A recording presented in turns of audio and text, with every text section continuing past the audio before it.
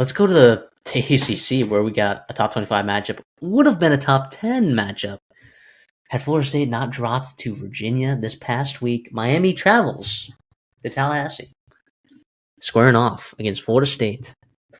Florida State 5.5-point underdogs. CD, where are we at with this one?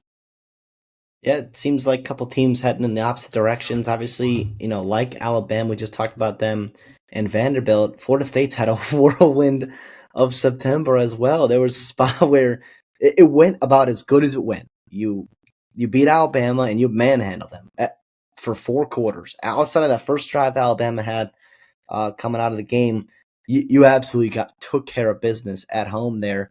You took care of business in the out of conference as well with ETANM as well as Kent State, and then just Friday night just caught you. It just caught you lacking. It caught me lacking too.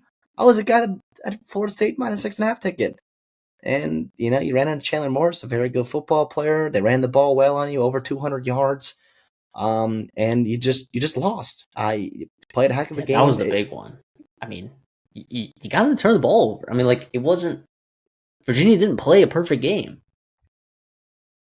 Well, both teams had 3 turnovers like that. Yeah, it's just tough. And then on third down efficiency, you couldn't get off the field. Virginia over 50% for their third down conversions as well. So it's tough. It really is, because that was a Florida State team that could afford to lose this Miami game, especially with the way Alabama was looking down the stretch, looking ahead to your schedule, seeing Clemson and Florida there in November, and a couple teams that are just trending in the opposite direction as well, in the wrong direction.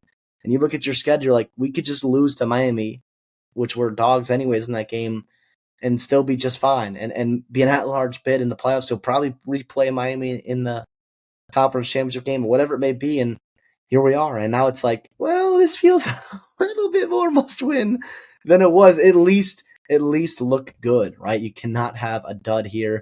Norvell needs this one here. Miami got to sit on the bench last week. They had a bye week after a big win against in-state Florida as well.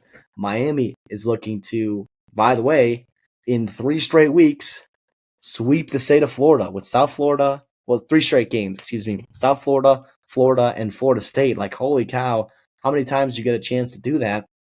And Miami's got a chance to absolutely do that against a couple and get some big-time wins. You're talking about nail in the coffin for Billy Napier, potentially. You're talking about, spoiling South Florida's playoff hopes, and then obviously spoiling Florida State's playoff hopes too as well. So it's a massive spot here for Carson Beck.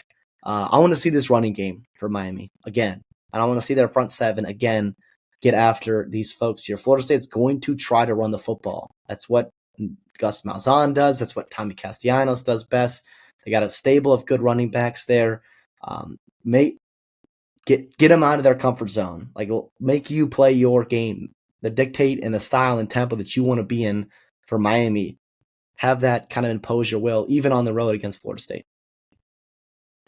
Yeah, I mean, we saw Miami just lean on Florida in that second half, lean on them in that fourth quarter. And with Florida State's front seven not particularly being up to snuff within the last, 48 hours of us recording this, doesn't bode well for me, right? And whether this game is being played in Miami at Hard Rock or whether this game is being played in Tallahassee, it's probably a home game for Florida State anyways, right? I like Miami in this spot, -5.5. I think they're going to run the crap out of the football, like you mentioned. I think that they are going to out-physical them, right? Even though we were accustomed to this Florida State team being more physical than teams early on in the season, I think this Miami football team will. Carson Beck doesn't need to have his best game for this Miami team to win outright. I don't think Tommy Castellanos is a fantastic quarterback. Really, it was a disappointing get for Florida State in my eyes, when he came on there. He can do some things to win some football games, but he can also limit you in a very glaring capacity at times. So, yeah, I'm on Miami -5.5, and I'm not really going to think twice about it. Won't be in my best bets, though, because there is a scenario, right, where Castellanos does some running around, but I just think that this Miami front seven it's awesome. So Yeah, I mean, what else do you want us to say? I mean, it just feels like this Miami team is significantly more talented at Florida State. And honestly, there's not a lot of positions that you can go back and forth where I wouldn't say Miami is more talented at this position than Florida State. Except the coaching at that coach. Yeah, I well, in game coaching. I think I still am questionable about Cristobal. I think Miami fans, you understand, right? Like it. I think they're still scarred about what he can do to a game. I'll go back to that Miami and Notre Dame game. I think that game is being a little bit overlooked in terms of like that Miami defense was incredibly impressive.